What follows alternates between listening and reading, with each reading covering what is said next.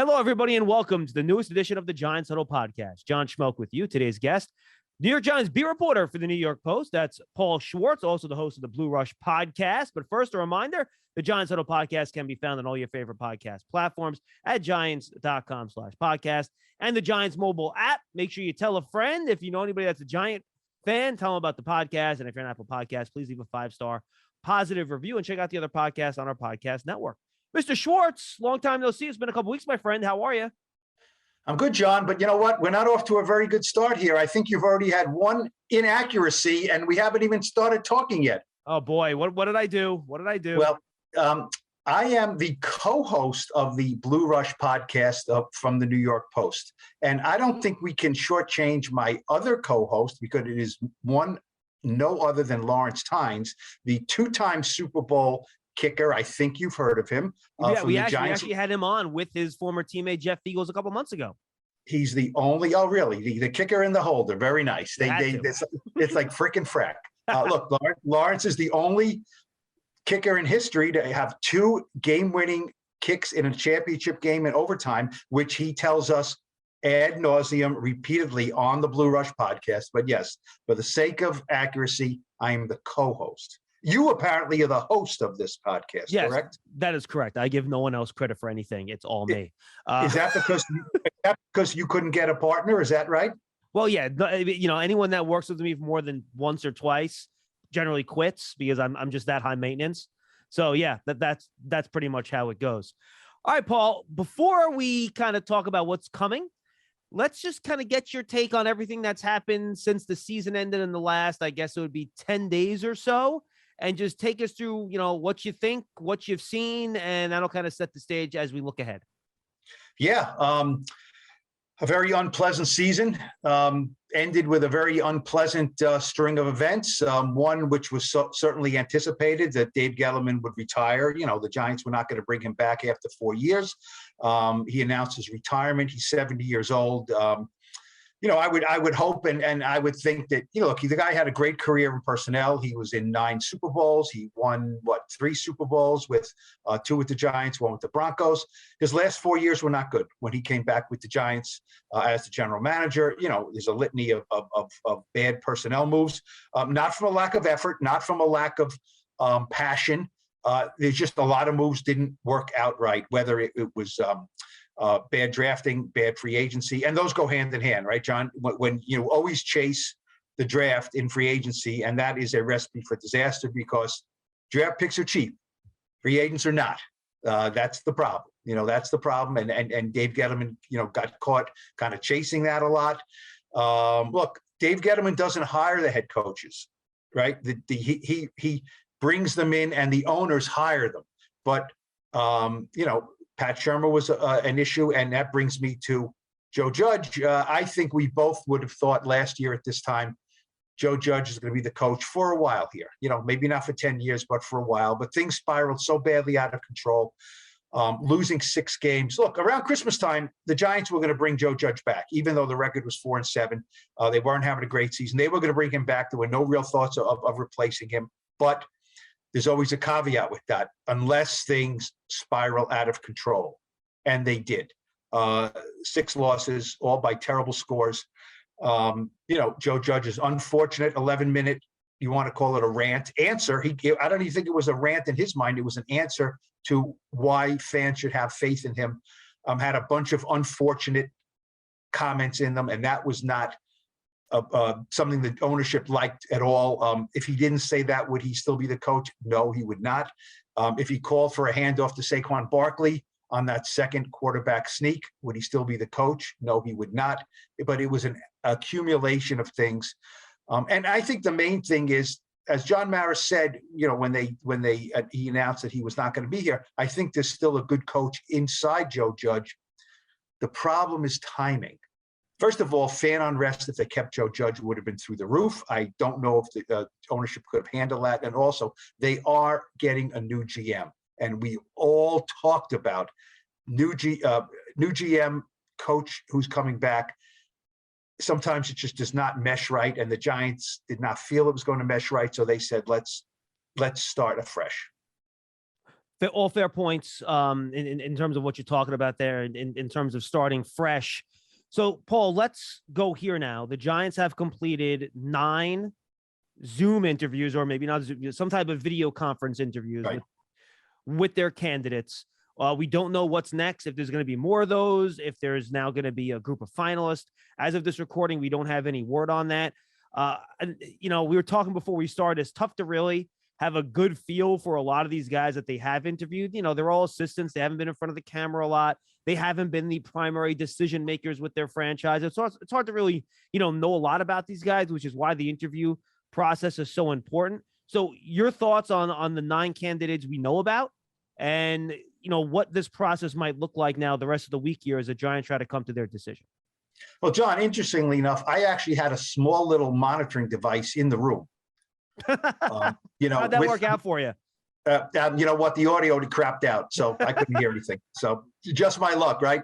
Everything worked well, and they said, as soon as they sat down, for some reason I couldn't get the Zoom on the other end. I couldn't get the audio, so it didn't work out for me. You know what?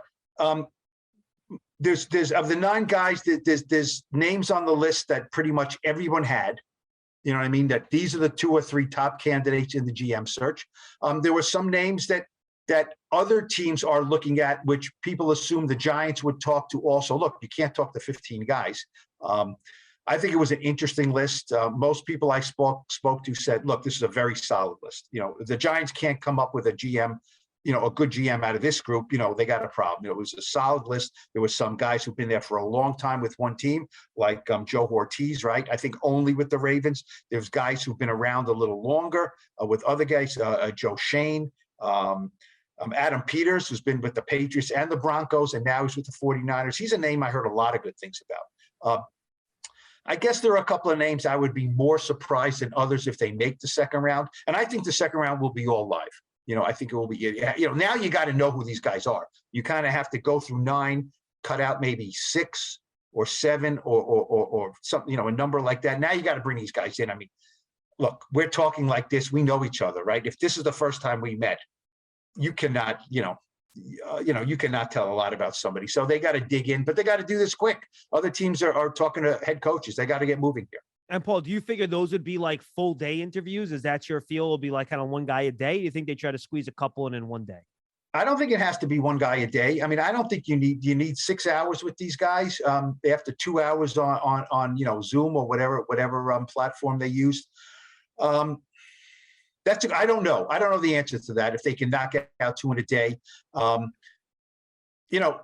it's Tuesday. So if they do 3 more Tuesday, Wednesday, Thursday, they sit down and they come up with a guy on Friday. I guess you could do that. Look, they want to be thorough. This is a very thorough list. There's 9 guys. People said to me, why do they need 9 guys? Because they need to know who these guys are. John Mara's never sat in a room with any of these guys. Right. He might have a passing interest in some of these guys. And like you said, just go get a guy from the Ravens. They're really good, right? Just go get a guy from the 49ers. They're really good. But you have to know, just because a guy was in the draft room and was in charge of the scouts when they drafted these 5 players, maybe this guy didn't love one of these guys. Do we know that these guys from the 49ers love Deebo Samuel? Maybe he was the one dissenting voice. So you have to talk to them, right? They all make mistakes. They all have failures. They all have things that they've done well. And you can't just look at it and say, well, let's take a guy from the Cardinals. Look, the Cardinals, up until the very recent move here, after, just a couple of years, were not exactly the bastion of success in the NFL. So let's be careful, as opposed to the Ravens, who've been good for a long time. So, Paul, I think you hit it on the head. We don't know, and you're not going to be able to find out whether or not these guys are good evaluators from a 2-hour teleconference interview, from a 6 to 8 hour, whatever it's going to be, in-person interview. So is the focus of these questions then, and the way they address these guys in these interviews, going to be about process? How do they view analytics? How do you want to build the team? Do you want to build a passing team, a running team, a team built around defense? How do you value draft picks? Are you a guy that wants to compile picks and get a lot of throws at the dartboard? Or are you a guy that wants to trade up to kind of get the one guy you love? how do you go about your process? Are you a guy that loves athletic testing? Or are you more a stats guy, a production guy, the football player? Are you looking for that? Are those, you think, the focus of these interviews to see what the process is going to be that should yield better results, even if you don't necessarily know what the individual evaluation talent might be? Yeah. How about just the first or second or third question in these interviews? Who is your head coach going to be? Who do you want him? Who do you want? Can you get him, and why? Why is he your head coach? Maybe it's a assistant coach. Maybe it's Brian Dable. Why is he going to be a good head coach? He's a coordinator. So, you know what? I think this is somewhat easier, but not easy projecting. As you said, not one of these 9 guys has ever pushed a button and made a final call, right? Now, they make final calls on, we're sending 4 guys to Alabama. We're sending 2 guys to LSU. They make final calls, but not the final call. Who's the head coach? This is our first round pick. We're taking him. These guys do not push that button. Their general managers push that button. So sometimes when a guy has to push the button, maybe his hand gets a little jittery, right? Maybe we shouldn't do that. But I think it's way more difficult to project. It's all projection. A coordinator for a head coach job. I think that is, if you can tell me what the formula is for success on, this is the coordinator, and if they have these 5 things, they will be a good head coach. You tell me and I'll sell it, okay? Or we can split it, because that's impossible. But with these guys, first of all, it's got to be a feel. These guys are all good evaluators. They wouldn't be at their positions for all these years. They can all evaluate. It's just like the projection of the head coach. They got to sit in a room with these guys, the 3 Giants guys, right, and say, does he feel like a leader to me? Is he communicating to me? Can I understand what he's saying? These guys can all go blah, blah, blah, blah, blah, blah, and tell you about their process. Do I understand it? Do I want to work for this guy? I mean, this is the most important football position in the franchise. This is it. So after a few hours with this guy, you have to say, I see it. I can sense his vision. He explained it to me. He's a leader. He has to be a leader. You have to see his body language, right? You're in that building. I'm not in that building now. You're in that building. The general manager has to be a presence. And, these guys have to be presence, more so than just, I know what a safety looks like, because he'll have guys on his staff who knows what the safety looks like. So Paul, I think I might know the answer to this question already based on what you just said. So for you, getting the GM job correct and right to you is more important than getting the head coach job right? No, I wouldn't say that, because it's just, I think you can project this job better. I think there's less risk of failure with one of these guys that they pick. I think one of these guys will probably be okay or really good. You know what I mean? I don't know if any of these guys is going to be an out and out failure. These guys have good resumes from good franchises. There's no Mike Mayock here. There's no outlier who you say, this guy doesn't deserve to be a GM. A lot of these guys, 3 or 4 of them are textbook, long time, work their way up. I mean, Joe Ortiz is, one of those Ozzie Newsome 20 for 20 guys you read about, right? Yeah. That they hired him in their early 20s and they paid him $20-something thousand a year, and they probably worked 70 hours a week. And, this was like a farm club of guys who learned the Ravens way, and now they're ready. If they hire him, there's not one thing I can say on his resume and say, I don't like that, other than, I don't know him, and let's see what he can do. But this next step, I would say, look, the head coach is still the head coach. You know what I mean? And that is just so vitally important. But as we've seen the last, several years, maybe a promising head coach with a really bad roster is not a good combination either. Yeah, and we'll get to the roster in a second. All right, then let's go to the head coach here, Paul. So is it fair, do you think, or unfair for when fans look at these GM candidates to automatically just link them to, oh, he was with this guy as an assistant coach somewhere, he's going to hire this guy as their coach? Or do you think that's unfair? Because the way I look at it, they're going to hire someone they're familiar with, right? No GM's going to say, this is the biggest job I've ever had. I'm going to go hire a stranger that I want to work with now for 4 years. Yeah. That's probably not going to happen, but it doesn't necessarily mean that there's going to be a connection with the current team. So how do you view that? Well, I did write a story in the New York Post trying to, look at these GMs and kind of say, who are they affiliated with, but not saying they're going to hire them. The easiest thing in the world to say, if the Giants hire Joe Schoen from Buffalo, he's going to bring Brian Daboll with him or Leslie Frazier. Okay. He just worked with them. He wants one of them. Now, we don't know what Joe Schoen thinks of those guys. The Bills are pretty good, so he probably has a pretty good opinion of them, but we don't know 100% what he thinks of those two in particular. And he thinks that they are definitely going to be a really good head coach, moving forward for the Giants. We don't know that. I think it's fair, though, to say you have to look at the GMs, and it might be stuff we don't even know about, John. It might be, he met this guy at the Combine 3 years ago. He met an assistant coach, and he liked him. These guys are, most of these guys are really sharp, and they write lists down and they say, if I'm going to be a GM one day, I'm going to write this name of this guy down just because he was really impressive to me running drills at the Combine, and I'm going to want to just remember his name. So it could be something like that sticks in his head that he didn't work with him, but the guy made an impression on him. Look, the sharp guys know a lot of people. You've talked to guys in the league, right, John? And the guys you think are the most sharp, when you talk to them, they know a lot about a lot, or even if they know a little about a lot, they know something. Yeah. Yeah, no question about it. All right, so let's get to the coach thing now, because that's going to happen after the GM search is done. You talk about speed, Paul, because, jobs are probably going to start filling up this week, I would imagine, at some point. So how would you view the timetable before we get into the actual process in terms of how quickly that might happen, even including when you think the GM might get hired?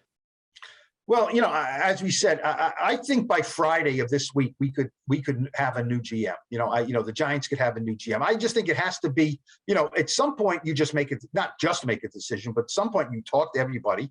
You're not going to have a third round here. They're going to have a conviction. They're going to make that. And then, look, I think it's naive to think that nobody employed with the Giants right now is thinking about head coaches at all, because they all want to wait for the GM. You know what I mean? There are guys who are laying some groundwork, thinking, and then, in concert with the GM. Look, John Mara has, he doesn't have the Midas touch right now. I think he is all too happy to hire a GM and say, look, you're the point man for this head coach thing. All is with approval of ownership. If you tell me someone who I've never heard of, you know what I mean? Well, I'm going to have a problem with that. But the GM will give him some names. I really want to go after these guys. John will say, and Steve will say, go do it. And then, they have to approve all this. But I think it's got to be quick. Also, look, some of the guys with the Bills, let's say, they're going to still be coaching. They can't be hired right away. Could they have tacit agreements? Yeah, but these guys are all smart guys. They know what jobs are out there, right? They know the Giants job is out there, and they're waiting to hire a GM. So if anyone's eyeing the Giant job, they know that there's likely they will get a call. But look, the Bears, there are teams that are actively looking for head coaches right now. The Vikings. So look, the Giants can't wait on this, but they also can't be arbitrary and say, get the GM, get the head coach, let's go and give. They have to do a thorough process. Yeah, I mean, if you look at the candidates they interviewed for the head coaching job, right?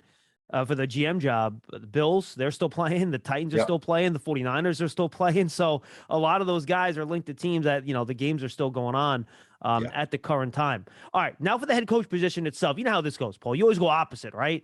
You go, okay, I want an offensive guy that's going to call plays. All right, I'm going to go a guy that's not going to call plays. I want a young guy. Okay, well, I want an experienced guy.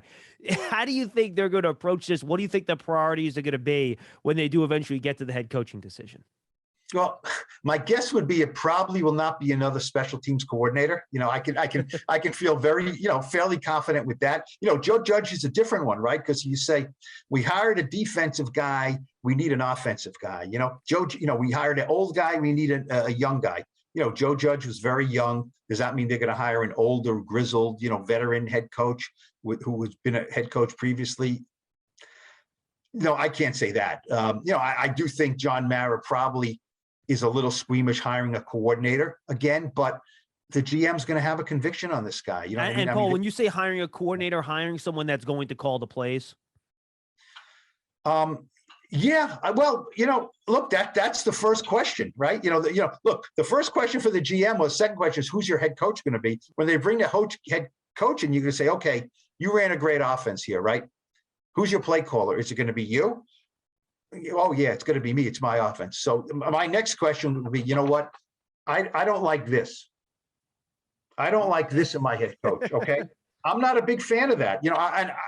Maybe other people are. I'm not a fan of that. The head coach has to be the head coach. That's what intrigued me about Joe Judge, is he was a head coach. The problem was he didn't have good players, and he, made some mistakes of inexperience. I kind of like that. Look, I can't stress this enough. This is my opinion. A guy who's a really good coordinator, that just gets you in the door. That's all it does. You know what I mean? Look at Robert Saleh with the Jets, and I'm not knocking him at all, but he was a good defensive coordinator, right? Who people loved, that shiny bald head, that passion, working up a sweat on the sideline, all that stuff. Well, yeah. All that other stuff. Yeah. That only gets you in the door, John. You're only in the door there with that shiny bald head. That's true. But you know what I mean? And then Robert Saleh comes in, and his defense is terrible. And what kind of demeanor does he have on the sideline? He's calm and he's collected, right? He's not this in-your-face guy. And that's fine. I like that in a head coach. But the coordinator is a different breed than the head coach. The head coach has to be different. So to me, you're a great offensive coordinator. Who's your quarterback? Josh Allen's a pretty darn good quarterback. Now he helped, Brian Daboll helped develop him, and that's kudos to him. But the head coach has to be a leader, and he has to be a communicator, like the GM, but for the players. So the coordinator stuff is just the entry level to me. It doesn't, you got to give me a feel that you can control this whole operation. Oh, by the way, you're a really great defensive coordinator. That helps too. Paul, it's funny you say that. Lance always says this on Big Blue Kickoff Live, that, well, if you're going to hire a guy because he's a great play caller, right? Well, then you probably want to have him call plays. Because if you hire somebody because he's a great play caller, then you bring him, you're not calling plays. Well, then why did you hire him exactly, right? So that's kind of the balance you have to find here. So that's why I think, to your point, it makes it so difficult to find one of these head coach candidates, right? Because, again, you're asking them to do something you haven't necessarily seen them do before. And it's probably hard to get a feel for that in this interview process too, because as you well know, Paul, some people interview really well, and then they get in the building and you're like, oh boy, that's not the same guy that I saw for 4 hours in front of me on a Zoom call. Right. Look, I mean, you could hire Doug Peterson. You know exactly what you're getting with him. I'm not saying advocate him, but you know exactly how he runs his team, who he is. Maybe he's made some changes after the Eagles, things like that. Dan Quinn will be another guy in that category, right? Again, not advocating for him, just throwing out names that have done the job before. Yeah, even how about a guy like Raheem Morris, who was a head coach too early, probably too soon, right? I think people looked at him and said, Mike Tomlin. Okay, well, there's only one Mike Tomlin, as we know. But he was a head coach. He's a good coordinator. Most people say he's charismatic, a leader of men. So he's been down the road before as a head coach, but he's not, wouldn't be a new head coach, but he's a coordinator. He's young. I just look, these coordinators, that's who you hire mostly, coordinators who've never been head coaches before. And seriously, if you think of it just off the top of your head now, coordinators who have never been a head coach who get hired in the NFL to be a head coach, what percentage do you say succeed? Spend 5 seconds and tell me what percentage you think succeed. I think generally head coaches don't really succeed in the league. If you look at the turnover, you're probably looking at like a 10 to 15% type of hit rate there, maybe 20%, something like that. I don't know, not high. I mean, it's remember this way, it's much less than a coin flip. and how many of those coordinators never get another head coaching job? A lot of them. Yeah. Most, mm-hmm. Right? So even a guy who we know, near and dear to our heart, Steve Spagnuolo, right? He was not a flash in a pan guy with the Giants. He was a defensive coordinator. He was good. He helped win a Super Bowl. For whatever reason, he was not a good head coach, and he will probably not get another shot at it. You know what I mean? Now, again, Paul, you look at that too. Like, was he not a good head coach because he didn't have the guys around to succeed too? And that's why it's so hard. And look at Kevin Gilbride. He got his one chance to be a head coach. He gets to coach Ryan Leaf. I mean, it's just kind of the way it goes, right? Well, look, head coaching openings for the most part are bad teams, right? Oh, yeah, or a bad team. Now, every once in a while, you get a good team. You know what I mean? The Raiders are in the playoffs. They might need a new head coach if they don't keep their guy. Every once in a while, you get a team that's pretty good, and for some reason they fire. Look, the Vikings are not a disaster of a team, but you inherit somebody else's problem, whether that person created the problems or not. So, how many coordinators can go and say, I'm only going to become a head coach for a team that has high draft picks and a really good salary cap situation? All right, good luck with that. Yeah, exactly. Before we jump to the roster a little bit here, Paul, and some of the big picture stuff, how much of priority when they go through all these interviews, and I'll include GM and head coach in this too, because I think they're linked, obviously, is to just making sure these guys have a priority plan for getting this offense right? Because the offense has been a problem for a pretty long while now. It has just not, done a really good job. So how much of a priority is that? And can you prioritize that when you're doing these types of interviews? You can't focus on it solely, but and you can't discount coaches with defensive backgrounds. You know what I mean? Look, if you bring in a guy who's defensive coordinator, what's your first question, or your second question, or third question? Who's your offensive coordinator? Who's your offensive coordinator, right? And for these GMs, right, they sit down and they say, what do you think of Daniel? What do you think of our roster, first of all? You know what I mean? And look, I'm sure the owners are going to have to maybe put some cotton in their ears when if these guys are brutally honest and they say, what do you think of our roster? These GMs, if they're any good, are going to lay it to them straight. And they're going to probably tell them, I don't like your roster, and here's what I like and here's what I don't like. And the don't like might be a lot longer of a conversation than what I like. Then you ask the GM, what do you think of Daniel Jones? And it'd be interesting to see if these owners who are not used to hiring from outside the organization, how much they'll be able to stomach. How much will they be able to stomach if a guy sitting down for the GM interview and said, what do you think about quarterback? And the guy says, we had him as a late second round pick. I scouted him. I didn't love him. And, I think we need to find serious competition for him. Is John Mara going to sit there and say, yeah, sure, fine. Or, oh man, Daniel, for 3 years, he's been saying how I kind of like Daniel and want Daniel and I see good things in Daniel. That's a hard thing to hear, right? That you guys screwed up. Now, I'm not, some guy may love Daniel. Some guys say, yeah, we might have picked him too. And, I can help him. So look, the offense, John Mara said it how many years ago? Our offense is broken, right? That was many years ago and it ain't fixed. So that's a priority, certainly. I mean, you can't just say our defense is fine. Let's go to the offense. But yeah, anybody they talk to has to have a very smart plan on what do you see from our offense right now? What do you like about it? That will be a few minutes. What do you not like about it? That will be a longer conversation. Then, right, how do you plan moving forward? How do we fix this?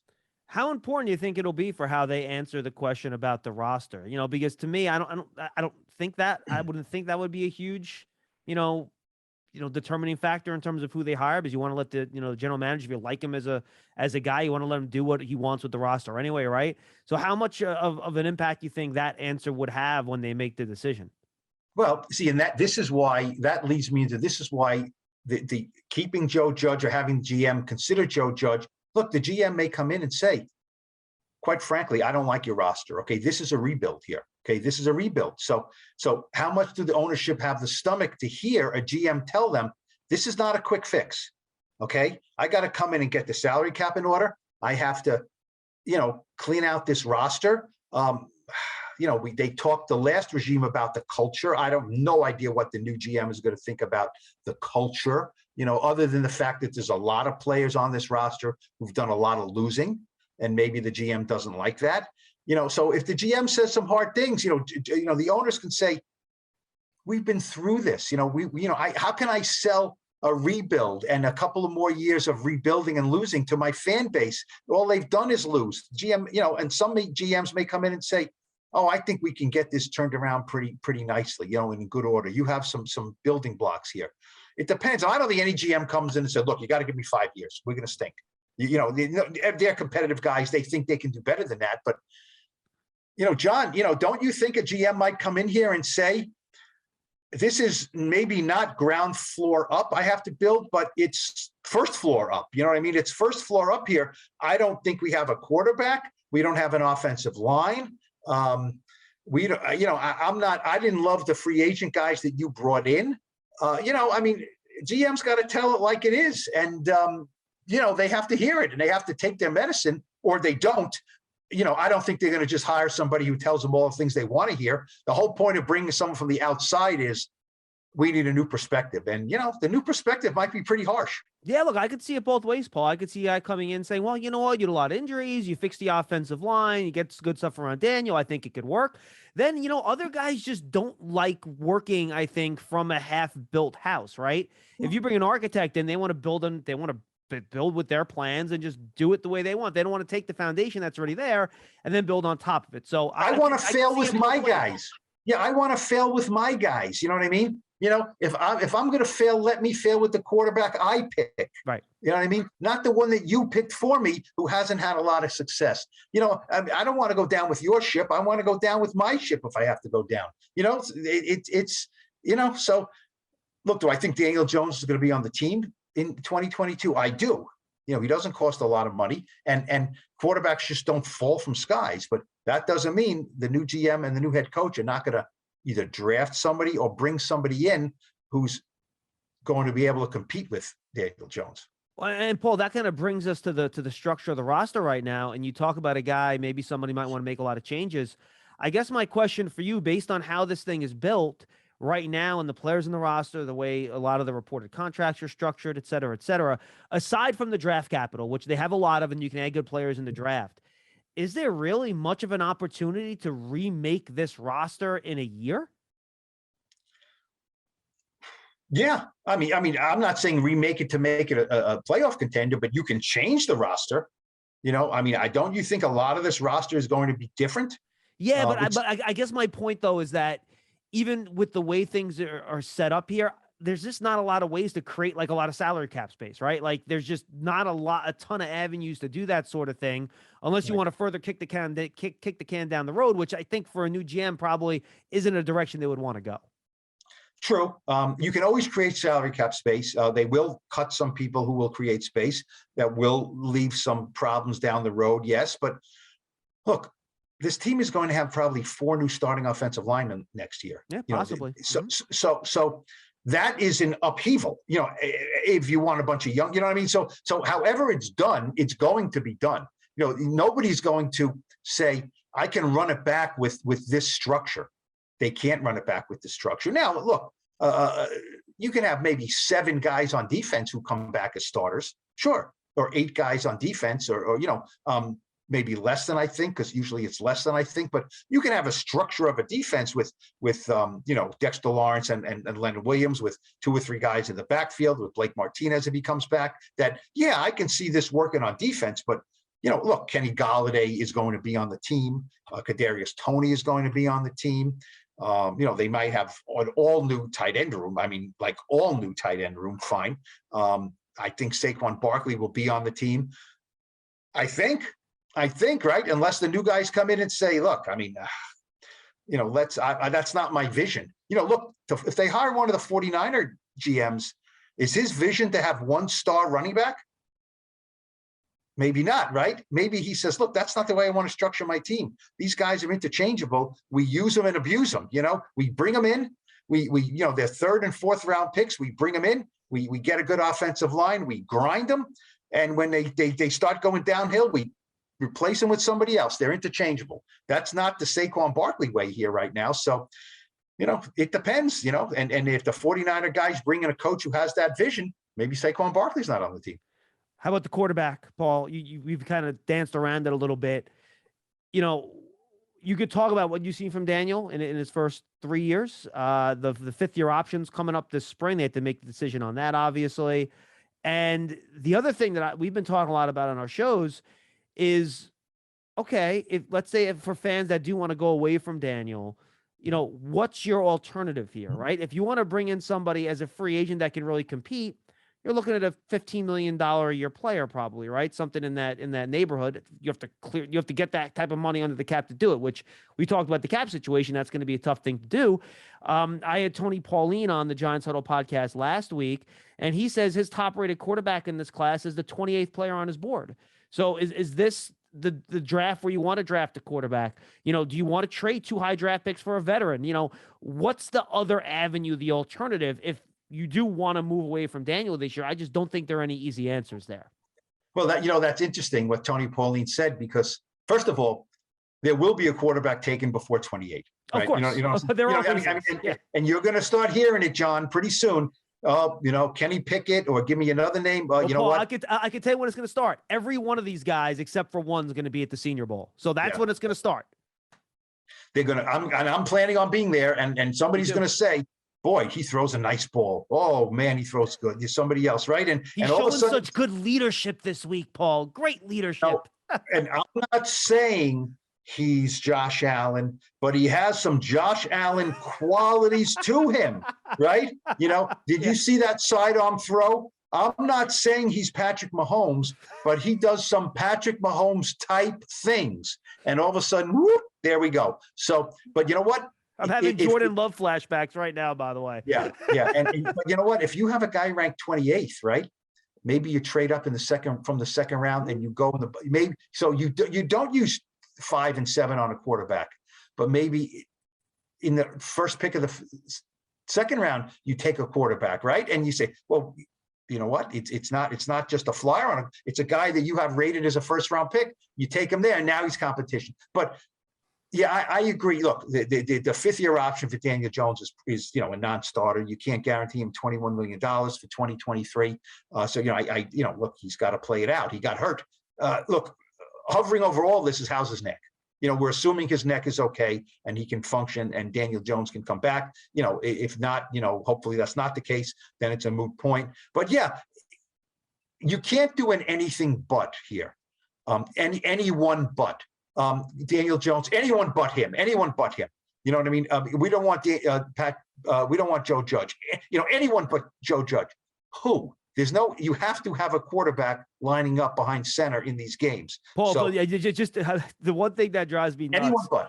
When fans say, well, John, it can't be worse. I'm like, guys, did you not live through 2020 and 2021? Things can always get worse. They can always get worse. Right. And things could get more expensive too. Right. You bring in a guy who's getting you more than Daniel Jones on the last year of his rookie contract. So yeah, and when people say, look, they have to bring in a veteran who can compete with him. We barely have enough starting quarterbacks to go around in this league.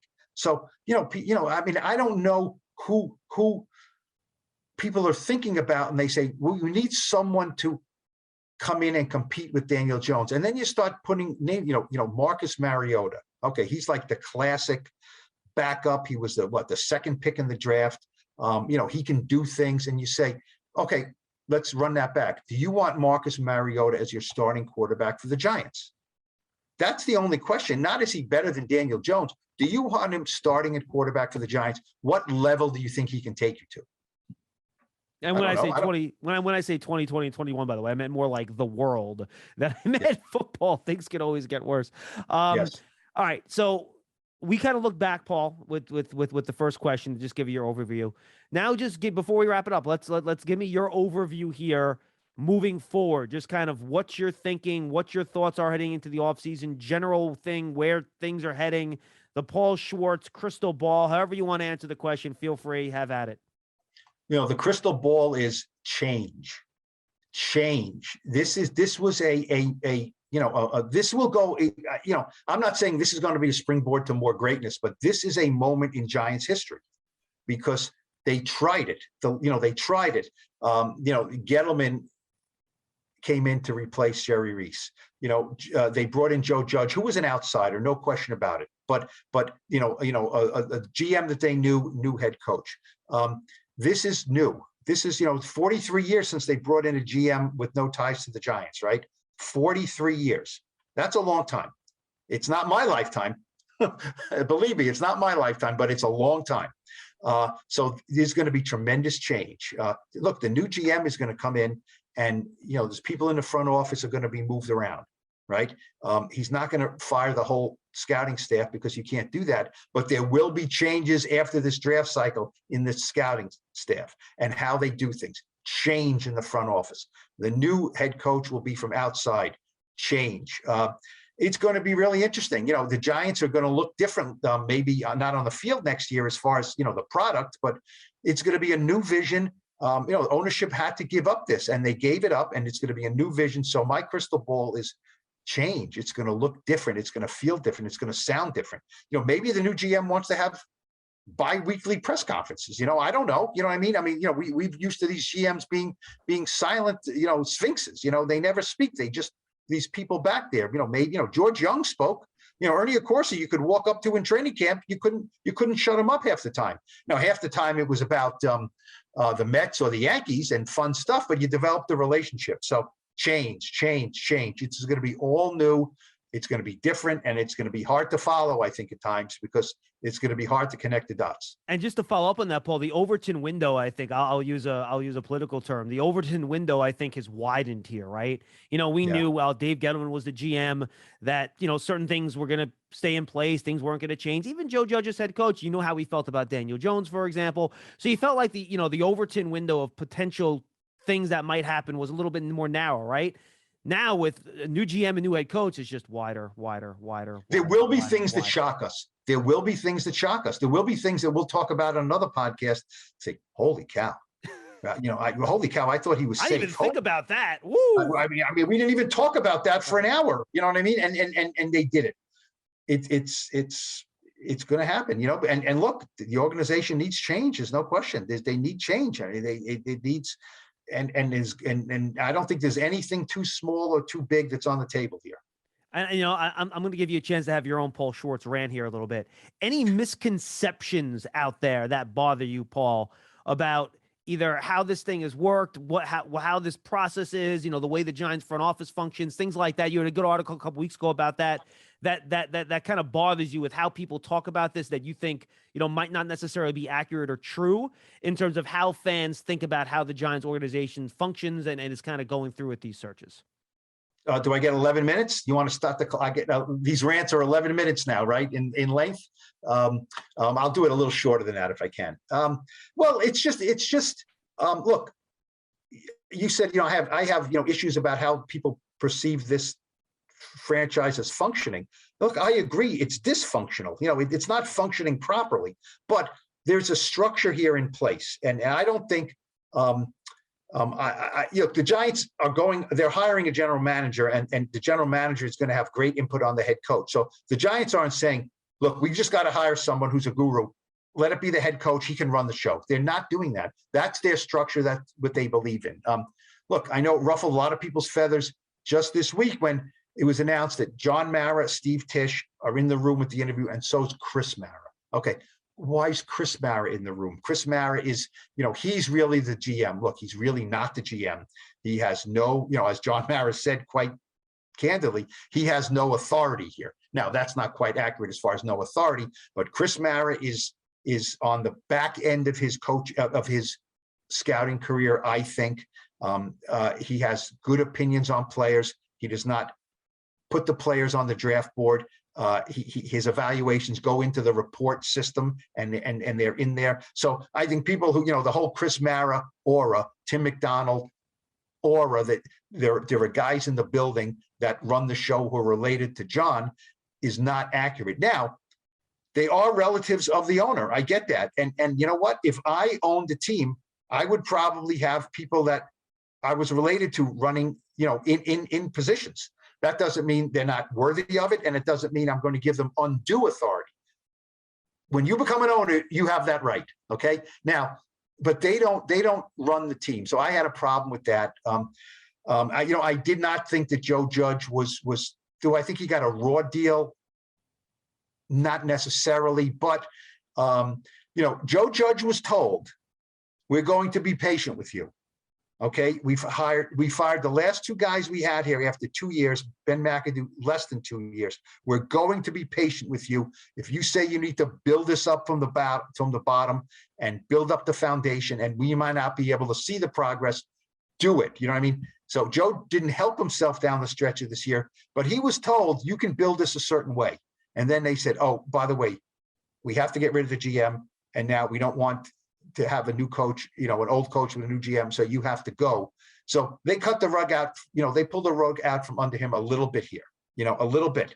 I'm not saying he deserved to come back, but he also probably didn't deserve to be fired in the way that he was, because they told him, we're going to be patient, and then they kind of changed it midstream. Well, and Paul, by the way, John Mara pretty much said that in his press conference, right? He said it was agonizing to walk down the hall to make that decision. He just felt like, given where the I don't want to hear that. Right. Yeah, I don't want to hear that. You know what? It's much more agonizing for the person in the office. So I look, John Mara is not a tyrant here. He's not a bad person who delights in firing people. We get that. I just think, sure, it's agonizing. I'm sure it was not pleasant to tell Ben McAdoo he was fired with 4 games to go in the season, and Jerry Reese, who helped bring 2 Super Bowls here with 4 games to go in the season. I get that, but it's more agonizing, as I wrote this in the post, it's more agonizing for the people who get fired to have to go home and tell their wife and kids that they're fired versus the owner telling them that they're fired. So, I mean, I get it, but I'm not a big, you don't know how hard this is for me, rhetoric with an owner or a boss. John, you don't know how hard this is for me to tell you that you're not going to be working for the Giants anymore. Right. Yeah, I'm sure it was very hard for you, but it might be harder for John. The point I was making, though, Paul, is that I think in John, now that was a rant. That was a rant. In John Mara's perfect world, he did not want to fire this head coach. Correct. It wasn't like, oh, we got to get rid of him. We got to get rid of him. We got to move on. Yes. I mean, the agonizing was, look, I said I wanted to be more patient. I think we can get a good coach out of Joe Judge here, but it's just not going to be here. He's not going to be with us. Yes, the timing is not good. And I wrote collateral damage. In some ways, Joe very much was collateral damage because of the failings of the general manager who helped bring him in. Paul, tell the folks before we say goodbye where they can find you and find all your good work. Well, obviously, New York Post newspaper. There is newspaper still around, right? nypost.com, Blue Rush podcast on, as you say, all the places you get your podcast, Apple, Spotify, the corner drugstore, wherever you buy podcasts nowadays, right? The 6-pack of podcasts. I mean, thanks for letting me do that. And it's good. You know what, John, there's so much. And you know what? This whole thing needs to change where we are talking about good things. And I don't mean that as a homer. I mean, it's not healthy to be talking about bad losses, bad plays, bad coaching, bad GMing, bad owning. We get into this to kind of write up and talk about exciting things. We've both been a part of that and written about that and talked about that. And it's unhealthy. The environment, you're in a building, the environment's unhealthy.